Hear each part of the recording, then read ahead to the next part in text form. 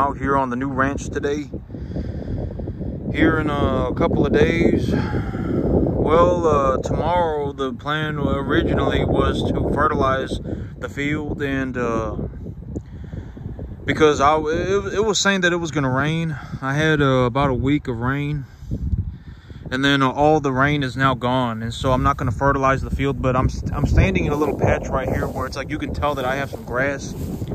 It's not the most nutritious grass, right? I mean, it definitely it's not the highest quality grass. It's not the etc, etc. The grass is obviously nutrient deficient. You know, there's a lot of it that's already dead, right? It's already stockpiled and it's already dead. It's not the most nutritious grass, but this is this grass right here, something like this. I mean, the cattle can eat. I mean, the cattle can at least eat it for a couple of weeks before it starts raining. And when it starts raining, I can fertilize the field, and then the grass will grow in. And it's also supposed to be getting cold. And so if you take a look, I got a lot of, but you know, in terms of the cattle community, people call this a stockpiling grass. You see this right here, the grass is dead, but it's still there. Like this, the grass is dead, but it's still there. And so that's effectively just hay, right? I mean, the animals can still eat that. And so like this grass right now, it's not the most nutritious grass. It's not the best quality grass, but the animals can eat it. I'm only gonna have maybe you know, a dozen animals out here or so from the very beginning, and then I'm gonna increase my numbers as I go. But you can tell that I got a lot of these weeds too. And here by about next week, it's supposed to be getting cold. It is supposed to be getting cold, and so these weeds, I call this a twig weed. I don't know, but it's some kind of a woody brush plant. I don't know exactly what you know, but there are a lot of weeds like this, and I'm sure, you know, like if you're a plant person, if you're a plant identification person, everything that I call a twig weed, I mean, you probably know it as a different type of plant, right? I mean, it's 3 different types of plants, but to me, it's all the same thing. And I call it a twig weed because it's effectively just a branch growing out of the ground. And I think that the scientific term for these weeds are brushy or woody. You know, I think that they call them woody broadleaves or something. But I call them twig weeds because if you take a look at them, it's just like a branch growing out of the ground. I mean, the thing is super hard. It looks like a little tree, right? It looks like a little tree branch. And I think in terms of the scientific correct terminology, it's a woody brush plant. And so I got a lot of different twig weeds out here, a few different types of twig weeds out here. I got some sagebrush out here. It's supposed to be getting cold next week, and so I was taking a look at everything. What am I going to do? And I'm going to fertilize my field. And when I go to the fertilizer yard, I know I've talked about this in the past, but when I go to the fertilizer yard, you can actually get an herbicide coated onto your fertilizer, and they'll just do it for free. I mean, you're gonna have to buy the herbicide and you're gonna have to buy the fertilizer, but if you want them to coat your fertilizer with herbicide, they will do it for free. And the herbicide that I'm planning on using is Duracore. And so I have decided, you know, I'm taking a look at everything, and I'm considering what am I going to do, and so I am going to put I'm more or less going to put Duracore on my field. Before I fertilize my field, I will take a look at it, and I will assess it to see if it's a good time to apply Duracore. Because a lot of these weeds, I mean, these twig weeds and these sagebrush, when it gets cold, they'll die. And so here's another example of a twig weed. I don't know what this one is, but this one, we get a lot of this in my area too, and you can tell that it's very it's got a lot of thorns and stuff on it. I don't know if these are thorns. No, they're not thorns, but I don't know what this is. But we get a lot of this here too. But this is another twig weed. I don't know what this is, but the cattle don't eat this as well. I mean, that's not but we get a lot of that here too. And so the Duracore is going to clean all that up. And so if I just, you know, the big idea with me and herbicide is that you're hardly ever going to see me herbicide. And when I herbicide, I usually only have to do it once. That's the big idea, is I don't want to be putting herbicide on my field 4, 5, 6, 7 times a year. I don't really like doing that. You know, if I really feel like I herbicide it one time, and then usually that'll be it. I won't have to herbicide it ever again. After that, I can just take care of the field. If I plow it correctly and I plant it correctly, etc., I maintain it correctly, I don't have to herbicide it again. And so I got a lot of wind out here today, but I am right now. I'm about 75% sure that I will be applying DuraCore onto this field. More or less, I'm about 75% leaning towards applying DuraCore to this field one time. But I'm also kind of thinking about the reality of my situation is that I'm only gonna have 10 cattle out here. I mean, I have some grass, right? I mean, I have some grass that is in an early stage of development. If I fertilize this grass, it'll grow. I have some grass that is stockpiled, right? I have this kind of grass that's stockpiled. I have some of this, and I'm only gonna have 10 animals out here. So do I really want to herbicide the field, especially when it's getting cold, right? I'm gonna think about it. I'm considering herbiciding the field. And so today, before I got out here, I was thinking about what's something that I can talk about that I believe that will be a good topic, something that I could speak about, and it will be of use to for whatever it may be, right? I mean, it may be of a benefit. And so I figured that what I was going to talk about today was I'm going to go over this idea of if, and I don't say this with the intentions of kicking anybody while they're down. I mean, what we're talking about is effectively almost 98% or more of the entire country, right? I mean, when we talk about the idea of being in a situation where you're not doing financially well, and you're probably not broke, you're probably legitimately a poor person, right? I talk about this all the time. You don't want to end up as a poor person. If you're broke, it doesn't really matter. I mean, being broke is not a big deal. You can fix being broke in 6 months.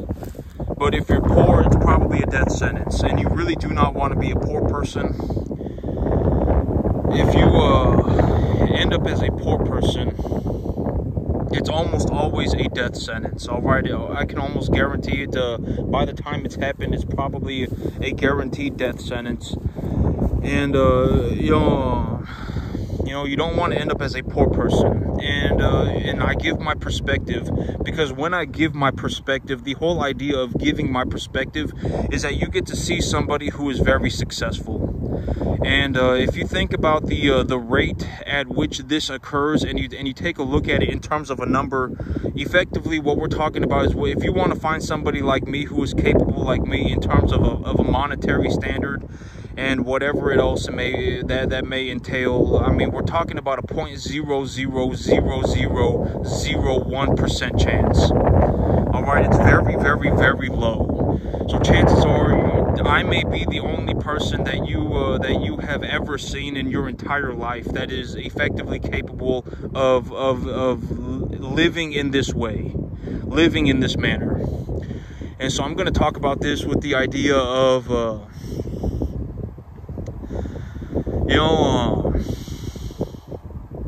well, I'll just give you what I see. I'll give you my perspective. Me, at the end of the day, I always say results are important, right? Results are important. Are results everything? No, they're not everything. In terms, results are important, but in terms of, if we were to speak about things in terms of a broader reality, progress is far more important than results. All right, if we were going to talk about the reality of the broader reality of everything, progress is far more important than results. But results are important. When you have somebody, and this is also what I mean by, if we're going to tie this all back to from what I said in the beginning, don't ask somebody who has no idea what they're doing what you should be doing. All right, if you want to learn how to do something, go and find somebody who knows what they're doing, and then ask them, and then figure out what they're doing. There are legitimately people out here that are very capable, and they do very good. Their results are very good, etc., etc. Right? I mean, you don't want to go and find somebody who sold their soul to the devil and then learn from, but I mean, really consider these different things, and then take a look at it for what it is, right? And so, you know, me, okay, so me, you know, when I take a look at it, right, me, effectively, I am the person who is capable of making the money, right? I mean, you know, the thing about me is that I have the capacity to make the money, right? I mean, I have the capacity to make the money, and, you know, at the end of the day, that is what it is, right? I mean, when you take a look at what I do and you consider it for what it is, what we are effectively talking about is a 0.00001%. All right, I mean, I don't know anybody that can do it like me. And so if we take a look at it for what it is, I mean, and this is going to sound horrible to most of you, but, you know, but I'm just going to go ahead and say it with the intentions of me. I'm not looking to be malicious. I'm not looking to, you know, be a prick. I'm not looking to whatever, right? And I'm looking to give you this information with the utmost sincerity.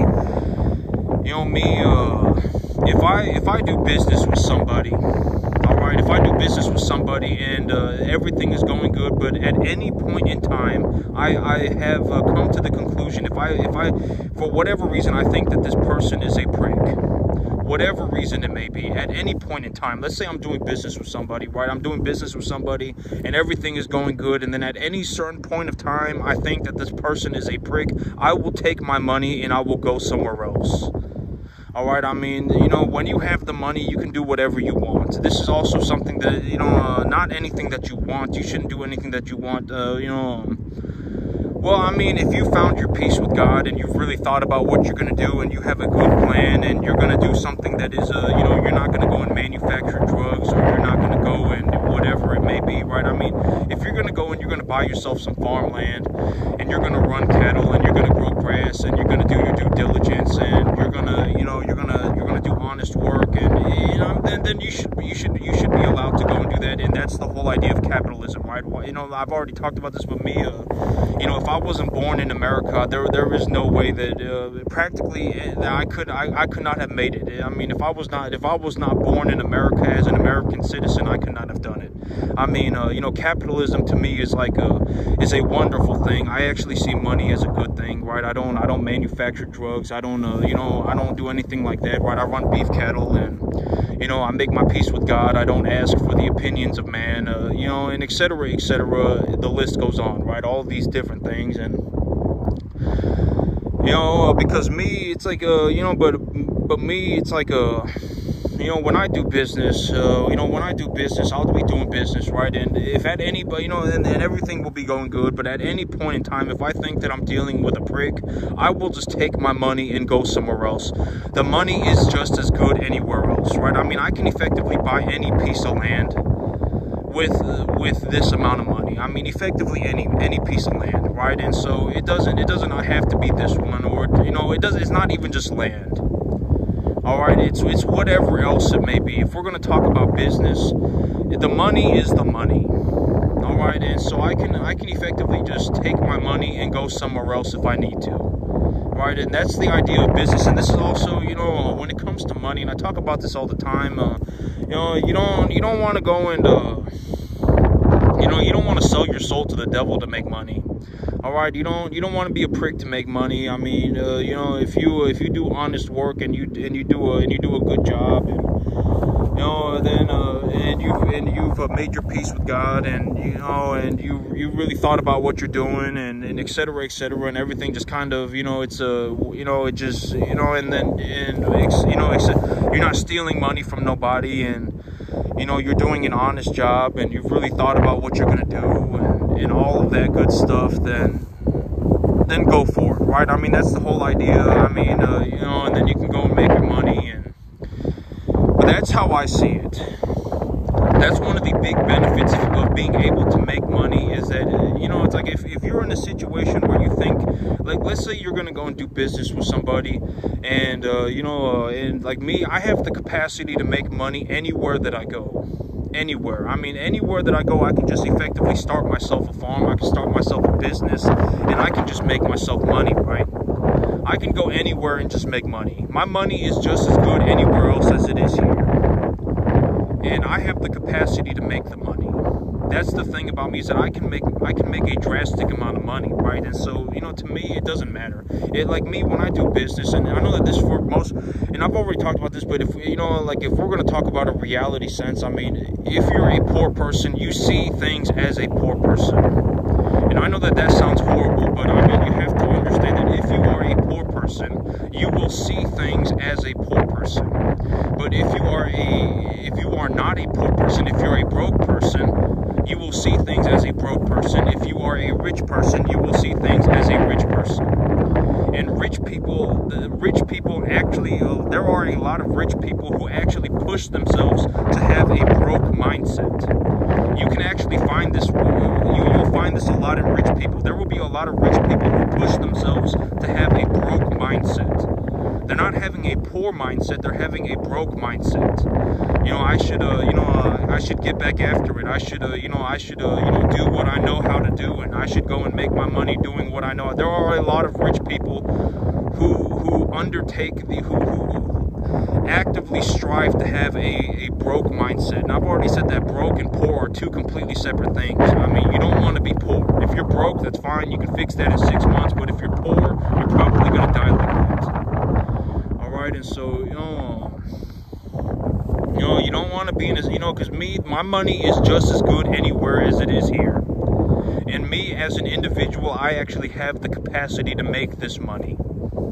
So that's the thing about me, is like, if I do business with somebody and I think that for whatever reason I think that they turn out to be a prick, I can just take my money and I can go somewhere else and I can buy whatever the heck I want. Because at the end of the day, I'm the one with the money. I'm the one who can make the money. I actually know how to do this. And so, it is what it is for me. All right. I mean, you don't want to be doing, and I've already said, you don't want to, there's a very specific way to deal with people who are pricks, legitimately a prick. Right? I mean, you give them the stick. All right? I mean, you leave them to die. You throw them in a cell. Whatever it may be. Right? I mean, you don't want to end up being a prick. All right? And the thing is that when you have a rich person, it's like, and I've already talked about this, it's like when you want to make money, you should go and find rich people, because rich people, the money did not do anything in terms of making them a good or a bad person. The money did not make them a good or a bad person. They're just an individual like you and me, a normal person that just happens to have a lot of money. Not just happens to, but they probably understand how to make money. They know how to manage money, etc., etc., and they have a large amount of money. And when you do business with these people, you never ask for anything, right? I've already said this. If you're let's say you've actually found a way to do business, or let's say that you found a rich person, right? I mean, I've already gone through this whole guideline system, right? I mean, there are things that you don't ever say, right? I mean, you don't come off as a poor person, and you don't ever ask for anything. What should you do? You should offer them a deal.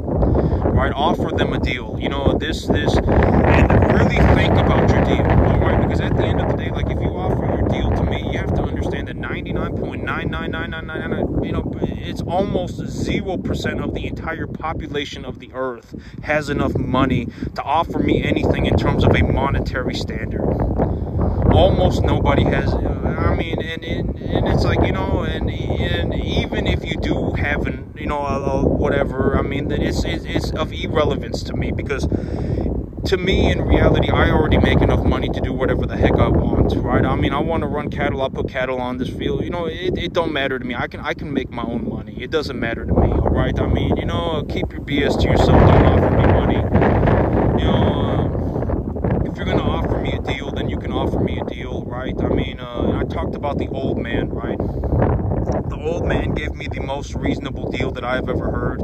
He said that he believes that he's going to pass away soon, and he has some money put away in store. He has some money that he accumulated throughout his life, and he doesn't want to go and buy a commercial building. He doesn't want to buy a rental building. He doesn't want to buy anything like that, because if he buys something like that, then his children will have to worry about it, right? And so he wants to buy a piece of farmland, and his big idea is to buy a piece of farmland and have a person farm it so that they can and just pay for the property tax, and then his kids can hold on to the property because it will go up in value over a long period of time, right? And they don't have to worry about it. I mean, something like that, that was a very reasonable deal for me. When I heard that deal, I was like, this is a very reasonable deal. Something like that. I mean, you know, don't offer me your BS. I don't care about your BS. Your deal is worthless to me. You know, it doesn't matter. All right, my money is just as good anywhere as it is. You know, my money's the money, and at the end of the day, I'm the one who can make the money, and etc., etc. So, you know, it doesn't matter to me. All right, and you know, and I don't want to scare my mama, you know, but you know, the whole thing is that you know, with this, you know, this is not my end all be all, right? I am you know, once I start generating my money here, I'm effectively looking to, you know, go for the big one. That's the big idea, right? And so you know, but the money's the money, and it's going to be good anywhere as it is, you know, anywhere else. And so, you know, me as the person who can make money, if I believe that at any point in time I'm dealing with a prick, I'll just take my money and I will go somewhere else. All right, that's how money works, okay? And so, you know, and I've always said, you don't, you know, if you happen to find a rich person, if you legitimately happen to find a rich person, that's probably going to be the only rich person you ever see in your entire life. Not only is that the only rich person that you're going to ever see in your entire life, but it is also going to be the only rich person that everybody you know has ever seen in their entire life as well. If you think about it in terms of being like a monetarily well-to-do, it's like 1 in 10,000.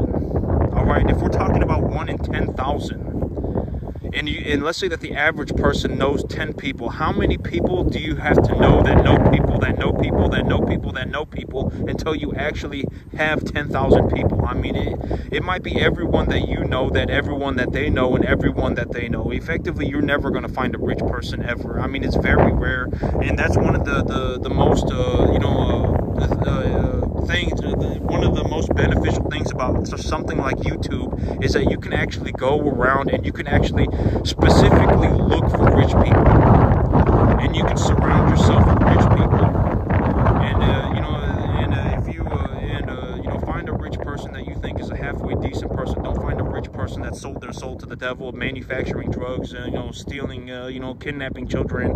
You know, don't find rich people like that. I mean, find rich people that you think are halfway decent, invested in the American economy, right? I mean, you have somebody who invested in the American economy. You have somebody who, you know, whatever, you know, they're just they're just a decent person, and they know how to make a large amount of money. Surround yourself with people like that, and if you surround yourself with people like that, you are more likely to be. That is probably the most important thing in terms of you developing yourself into a rich person, is surrounding yourself with legitimately just halfway decent rich people. That is going to be the most, you know, honest, sincere way that I can possibly, in terms of increasing your chances of becoming wealthy, of becoming well-to-do financially. That is going to be your best chance. Other than, you know, you have 100 IQ, you're going to need about 100 IQ as well. If you're under 100 IQ, it's going to be real hard. You know, if you start going under 90 IQ, it's going to be very hard. And, you know, and I don't mean to, and I'm not saying that you should quit and you should give up, but you should still try. And, you know, you know, at the end of the day, progress is far more important than the results. Results are very important, but progress is far more important. Even if you only got to the 10% mark, you would still be able to effectively do anything, and so it doesn't really matter, right? And so you know, you should consider it all for what it is. You should not you know, lose hope, and you should not you know, you know, give up, and etc., etc.